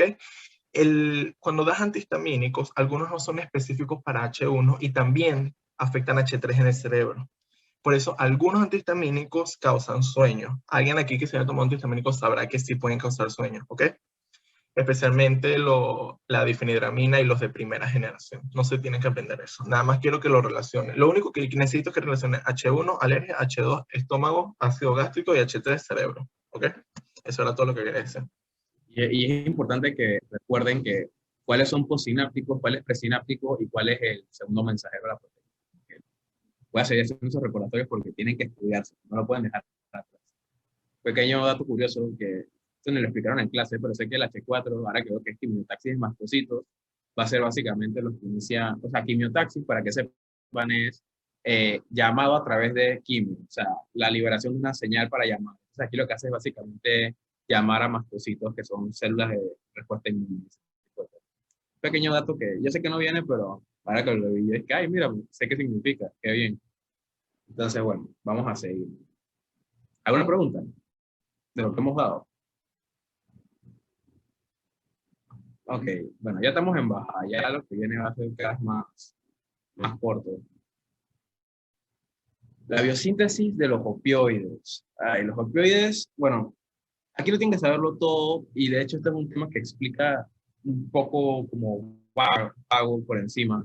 La verdad creo que es porque tiene procesos muy complejos como para lo largo que es el tema. Los opioides, mira, ni siquiera voy a tocar esta diapositiva. Los opioides son básicamente neurotransmisores que actúan por 3 receptores: el mu, el kappa y el epsilon. Los 3 son receptores que generan un potencial posicinético inhibitorio. Van a ver que los 3 generan lo que es analgesia. Y lo que tienen que aprenderse de esto, que es bien importante, es el mecanismo que utiliza. El primero sería por la salida de potasio de las células. Si sale bastante potasio, ¿qué va a pasar? ¿Se hiperpolariza o se hipopolariza? Hiper. Ajá, se hiperpolariza. Se hace menos excitable o más excitable. Menos. menos excitable. En la segunda, en los kappa, cierra los canales de calcio. Ya el calcio para entrar a la célula y pasa lo mismo, menos excitable. Y en el épsilon actúa de manera igual. El común de los tres es el efecto de analgesia. Y eso pueden relacionar con los opios. Yo no sé si ustedes vieron de que Historia de Panamá, que siempre hablan de los esclavos del canal. Sobre todo hablan de los esclavos chinos. ¿Qué es lo que pasaba? Ellos, el trato que le daban era, aparte de lo que incluye la esclavitud, que es comida, ¿no? Le daban bastante opio. Y cuando decidieron retirarles el opio, pasaron de ese efecto analgésico a, bueno, pues a necesitar ese efecto, se empezaron como a estresar demasiado y lo que terminó llevando fue que a un suicidio masivo. Entonces, si ustedes buscan que razones principales de suicidios, razones principales de muertes para el canal, van a tener la parte del suicidio por esta del opio y diarrea, por otra historia. Sí, cuando piensen en opio, definitivamente piensen en heroína y morfina, ¿ok? Puedes poner los receptores.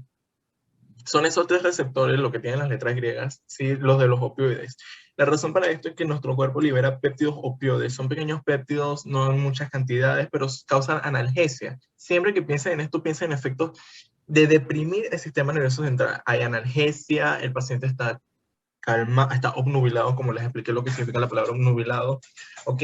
Hay depresión respiratoria y consideren la depresión respiratoria. El paciente va a respirar muy lento, y hay constipación porque el intestino está obnubilado, está lento y no se va a mover y el paciente no va a poder defecar, ¿ok?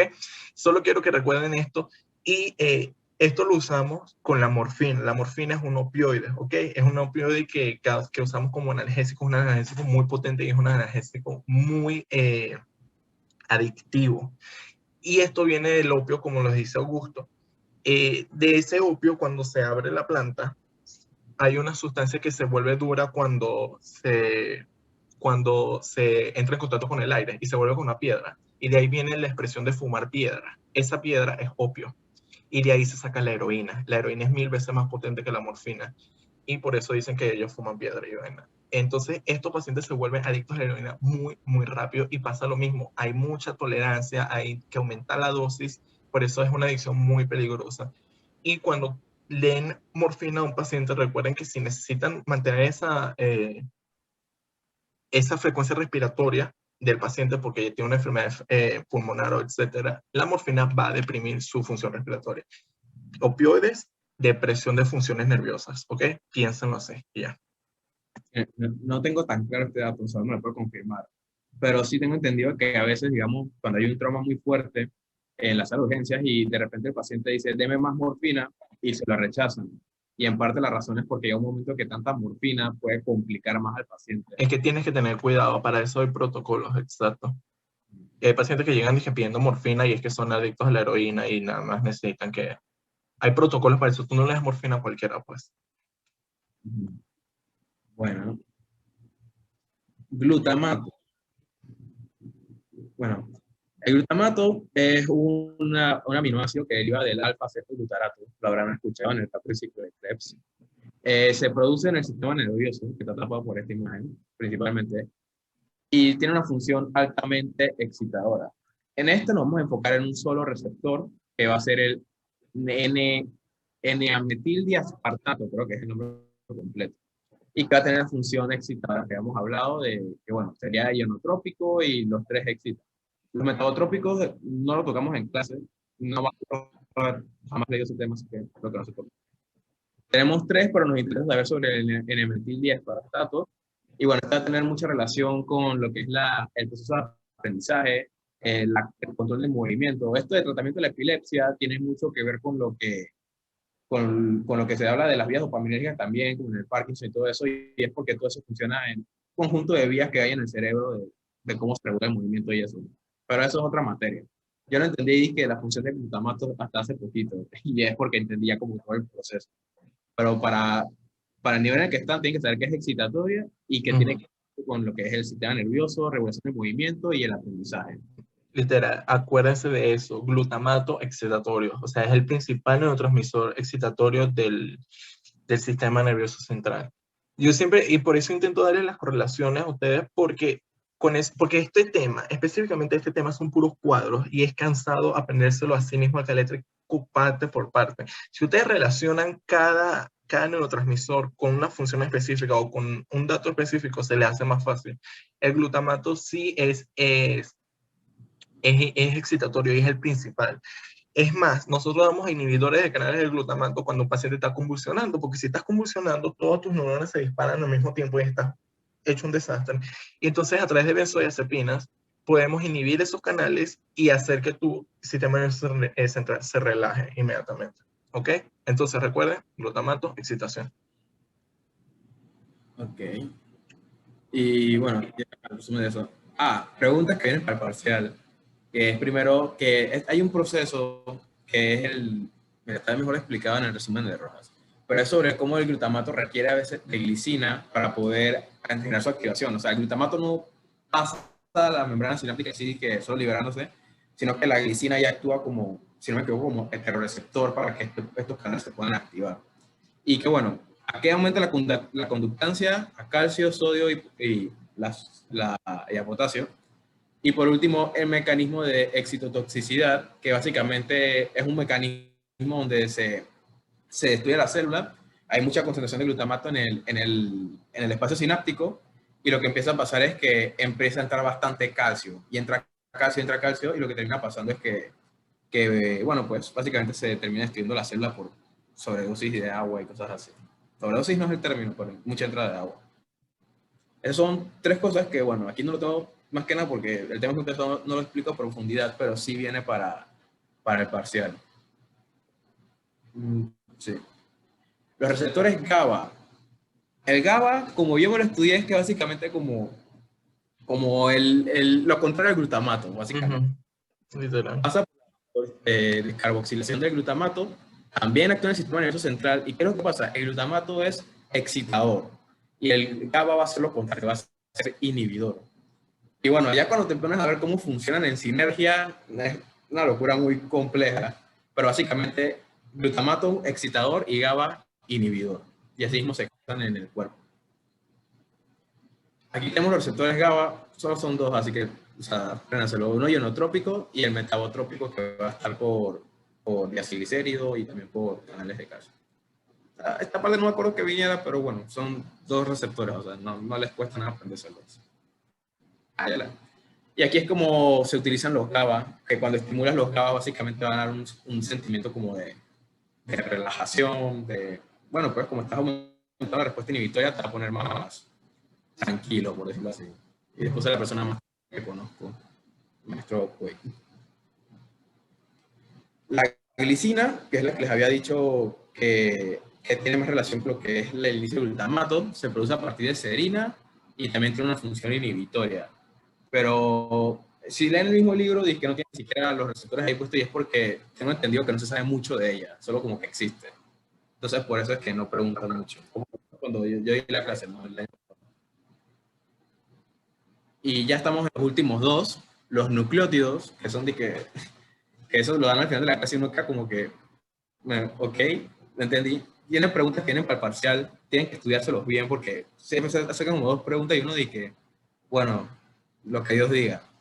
Hay dos grupos, uno ATP y uno ADP, y que las funciones son un misterio, o sea, no un misterio, están bien explicadas, pero es difícil entenderlos. Tienes ionotrópicos, que serían receptores tipo P2X, y metabotrópicos, que serían P2Y. Y la forma en la que tú usas estos receptores es que tienes que saber a cuál tiene más afinidad, como nos explicaba Saúl. El P2Y va a tener más afinidad de lo que es el ADP, y el P2X va a tener más afinidad de lo que es el ATP. Aquí tenemos los receptores y con la afinidad de cada uno, y bueno, si se dan cuenta son puras funciones, más que nada como que de comunicación celular. De ahí lo que deben aprender es la función plaquetaria, es lo más importante por lo menos para la clínica, no sé para John, pero lo más importante para la clínica, por lo menos el P2Y12. ¿Qué es eso? Simplemente se activa una plaqueta, libera ADP, eso llama a otras plaquetas y se activan las plaquetas y se forma un coágulo. Eso es todo, literalmente a través de ese receptor. Las plaquetas tienen ese receptor P2Y12 y entonces cuando una plaqueta la libera, viene y dice, vente, vamos uniendo, pum, y se van pegando las plaquetas y se forma un coágulo. Es más, tenemos fármacos como el clopidogrel que inhibe ese receptor y evita que el paciente haga coágulos y se muera literalmente. Nada más recuerden eso. P2, Y12 o PX y plaquetas y ADP. Es todo lo que tienen que saber de eso. Bueno, y que son purinérgicos. Eso Ah. está como potencial de pregunta. No estoy seguro si viene, pero es una tiene potencial de pregunta. Y este es el último, el tema que más de rabia me da, porque lo explica como 10 minutos en clase. Piensas que no viene para el parcial. Primera pregunta del parcial, explique cómo. No sé nada, profe, perdón. Los endocannabinoides. Hay puntos básicos que hay que saber. Primero, que hay de 3 tipos: los vegetales, la marihuana, los endógenos, que son los que produce el cuerpo produce receptores produce endocannabinoides, neurotransmisores, y los sintéticos, ¿no? Que sería las drogas que puedes producir en el laboratorio. Los vegetales van a utilizar lo que sería, estos son las químicas, ¿no? La THC, anandamida y el sintético, no importa. Y tengo otra posibilidad, sí. Y vamos a tener 2 receptores principales, el CB1 y el CB2. El CB1 es básicamente el de la high, que vas a hacer que es inhibitorio, da este sentimiento de analgesia o psicoactiva, no sé, lo que genera la marihuana, ustedes sabrán. Y el CB2 va a ser un segundo receptor que, bueno, se encuentra un poco menos que el CB1, tengo entendido, pero que no es el high, sino otro tipo de reacciones en el cuerpo. De este tema, creo que vino con un cierto y falso sobre si el CB1 era el que daba el high, y era, creo, no me acuerdo bien. Y todos vienen de un derivado común que es el ácido, mira, aquí está, araquidónico se llama, pero ahí no está escrito. Y todos vienen del ácido araquidónico. ¿Verdad? Esto es un tema que explica muy poco, pero sí viene, me acuerdo porque fue la primera pregunta y yo dije, ¿qué está pasando? No está bien. No sé si Saúl quiere agregar algo a esta parte. Es que podría agregarte tantas cosas, pero los chicos están muertos ya. Y, bueno, O sea, eso es, ok, en nuestro cuerpo hay endocannabinoides, eso significa endo, de adentro, significa que liberamos sustancias que activan esos receptores y causan, obviamente no te va a causar el high que causa la marihuana, pero causa esa relajación y esa analgesia, ¿ok? La marihuana definitivamente causa eso mucho más y cualquiera que se haya metido marihuana sabrá que causa analgesia, causa amnesia, pierdes la sensación del tiempo, o sea, porque eso también es mediado por funciones neuronales, el tiempo, un segundo puede parecer un año. Es adictiva en 10% de los pacientes, no sé si ustedes se quieren tomar ese riesgo, muchas veces no es adictivo, por eso es que siempre se pelea de que la marihuana es benigna, no es benigna, etc. En 10% de las personas sí es adictiva. ¿Y qué más puedo decir? Y causa una cierta psicosis de paranoia, que te vuelves loco de que me va a comer un dinosaurio, una cosa así. Causa muchos efectos en el sistema nervioso central, ¿ok? Nada más apenas en esos receptores CB1 y CB2, y cuál es el que causa la función psicoactiva. Yo me acuerdo que el profesor John dijo de que hay veces que la marihuana como que unas personas las inhibe y otras personas las activa. Sí, y también eso depende de la cantidad de marihuana que te metas, qué tan seguido te metes. La función es de paranoia, esa sensación de paranoia quizás es más común en personas que no han consumido marihuana anteriormente. Ya después la tolerancia genera ese tipo de resistencia y es más analgésico y depresor que activado. bueno, miren, tengo un quiz, pero yo no sé si es humano de mi parte poner un quiz. Son 5 preguntas y es para que ustedes la llenen para que vean cómo son las preguntas de parcial. Así que, ahí son 5 minutos. Llénenlo en un papel o apréndanse la respuesta, no sé, y ahorita tenemos las respuestas y las explicamos. La pregunta literal las puse de manera como la ponen en el parcial. Como que dije, O dilo aquí rapidito, que ellos le responden aquí lo que estén presentes. Bueno, aquí lo puedo Es ver. más fácil. Aquí está.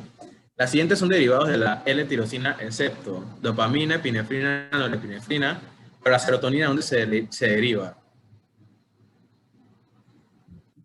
Triptófano, ¿no? Nitrófano, ¿no? Así. Muy bien. Sí, bien. Esas son los tipos de preguntas que uno las ve y uno dice, sí, que, ay, ¿cómo pude caer en eso? A ver, ¿verdadero o falso? La función principal del N-metil de aspartato es una función inhibidora. Ya está falso. Y eso es lo que estábamos hablando de que la nicotina, pues, aparte de todo, es el principal excitador en el cerebro. ¿Verdadero o falso? Esta pregunta a mí cómo me costó y la tuve mal. Los receptores nicotínicos son llamados así ya que su mecanismo de proteína G va relacionado con la nicotina. ¿Por qué es falso?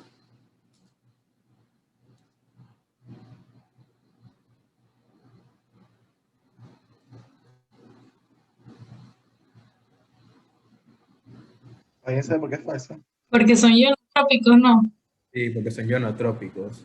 Y esos son los datitos que uno dice, ¿cómo lo dejé pasar? Lo sabía, pero como forman la pregunta, te caes. Al activar el receptor adrenérgico alfa-1, tendremos una respuesta postsináptica excitatoria relacionada al AMP cíclico. Bueno, esa es falsa y se la voy a sapear, es porque no es AMP cíclico. Ese usa diacilglicérido y IP3. Y por último, ¿verdad? Tampoco fue la pregunta, no era relajo cuando le digo que el examen viene así, que viene específico. Y hasta Saúl está guillado, yo estoy viendo en la cámara. Y verdadero o falso, la histamina es un aminoácido relacionado a las reacciones alérgicas. ¿Alguien sabe por qué es falso? Porque no es aminoácido. Que no es aminoácido. Es un derivado, muy bien. Sí. Bueno, ya ahí terminó la clase, ya les mando el PowerPoint. Lo único que sí le voy a decir, este gran asunto, así que no me tomó mucho tiempo, recomendación para estudio de este parcial, es que cuando vayan estudiando un tema, ¿están grabando todavía? Bueno, da igual. Agarren los profetas y miren las preguntas del tema que recién estudiaron, para ver si se estudiaron el tema bien. Porque si hubiera visto cómo preguntaban neurotransmisores antes de ir al parcial, y hubiera tenido chance de corregir ese estudio, me hubiera ido mucho mejor. Pero me puse a profetear la noche antes, como hacemos usualmente, y de repente cuando ves, que ay, me va a ir horrible mañana, qué bien. Entonces, la mejor técnica de estudio es que cada vez que estudien un tema, evalúen sus conocimientos y si pueden, con cómo lo pregunta el profesor. Un consejo sano que les puede servir toda la carrera. Chicos, lamento que nos hayamos extendido tanto. Lo que fueron al curso de vernos sabrán que biofísica es larguísimo y aquí quisimos resumir lo más importante para su parcial. Ponemos 3 horas y media en esto, ok. Bien, les queda el video lo van a poder ver después. Recuerden que mañana tenemos la segunda parte de la tutoría a las 2 p.m. Para los que quedan aquí, Mava, te tengo la respuesta a lo que preguntaste sobre la hipercalemia. Lamento no responderte en el momento. En el momento me quedé, dije, pero yo sé que esto lo vi en fisiología y no había hecho sinapsis en ese momento. La razón es, y te voy a dar la respuesta biofísica y después vamos a hablar de la clínica rapidito. La respuesta biofísica es, y es una sola explicación de varias que hay, según estuve leyendo también, pero es la que recuerdo que me dijeron en la que estudiamos en fisiología. Aumenta la calemia, aumenta la concentración de potasio en sangre. Y para amortiguar, el cuerpo intenta meter ese potasio a donde pertenece, dentro de la célula. ¿Ok? Entonces va a aumentar la concentración de potasio dentro de la célula. Eso va a hacer que sea más positivo. Como es más positivo, está más cerca de alcanzar la despolarización. Entonces, por eso es más excitable la célula. ¿Eso hizo sentido? Sí, eso es lo que quería ver. Eso es lo que pasa. Se mete más potasio dentro de la célula, como la célula es negativa, ahora se va a hacer menos negativa, está más cerca, más arriba, para alcanzar ese potencial de acción, y eso se vuelve más excitable. Esto es una respuesta biofísica, ¿ok? Lo que pasa, en verdad, en un paciente es un conjunto de factores. Al principio pasa eso. Al principio ni siquiera pasa eso. Al principio, el potasio está en la sangre. Y entonces esa diferencia de concentraciones hace que se inhiba la célula. Después, el potasio pasa dentro de la célula, pasa lo que estoy hablando. Y después hay una función regulatoria del cuerpo. Y entonces esa respuesta va a estar disminuida, esa respuesta de excitabilidad va a estar disminuida. Por eso siempre quiero que recuerden, los pacientes no son libros, los pacientes no son datos biofísicos, los pacientes son un conjunto de factores. Y tú, cuando veas a un paciente con hipercalemia, no solo vas a encontrar esa excitabilidad, puedes encontrar incluso depresión del sistema nervioso central por funciones regulatorias, ¿ok? Lo que sí necesito que piensen, y por eso es que les digo, una cosa es estudiar biofísica y otra cosa es estudiar la clínica. Lo que sí necesito que piensen es hipercalemia, o ni siquiera hipercalemia, alteraciones en la concentración de potasio, corazón. Tengo que pensar en el corazón, ¿ok? Y en cuanto al sodio, sistema nervioso central. ¿Ok? ¿Alguien tiene alguna duda de todo lo que estudiamos hoy? ¿Alguien? Me imagino que están muertos y nada más está Mao ahí y Aldair dice que hola. Y los demás se fueron, pero bueno. Oigan, Ahí si les- quieren, bueno, les iba a decir que de igual mañana nos vemos, cualquier cosa, ¿no? Pero ahí les mandé mis datos por si alguien necesita tener alguna pregunta y que en cualquier momento escriban y a la orden. Y te van a mandar la pregunta por Instagram y por Twitter también, que les mandaste el arroba. Yo puse el Instagram porque hay gente que no le gusta dar su número de teléfono. Mm, No, de verdad, de verdad. Lo voy a Bueno, comprar. bueno, chicos, nos vemos mañana y gracias por Para que lo sigan. Dime, para que dime. lo sigan. Una pregunta. Tú dijiste que cuando para los pacientes que tenían anafilaxia se tenía que poner adrenalina. ¿Puedes explicar por qué? Rapidito, la alergia va a causar una vasodilatación. La razón para esto es que se inflama todo el cuerpo y la vasodilatación está ahí para que tus células inmunes pasen al tejido más fácil, ¿ok? Entonces, esa vasodilatación es tan extensa que disminuye la presión arterial y el paciente va a tener hipotensión, ¿ok? La adrenalina, como conversamos, causa vasoconstricción periférica. O sea que contrarresta ese efecto de vasodilatación, lo vuelve vasoconstricción.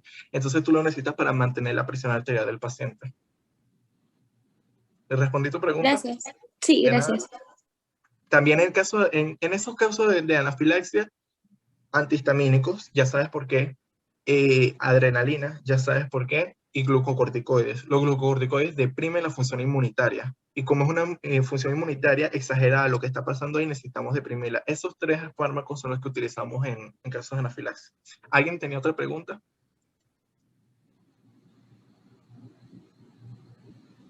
Aldair, ¿no tenías una pregunta por ahí? No, la verdad no. Estaba Ok. pensando una para... Vale, chicos. Entonces vayan a descansar. Disculpen por tostarles el cerebro esta noche, pero hay bastante que estudiar y repasar. Y bueno, nos vemos mañana a las 2.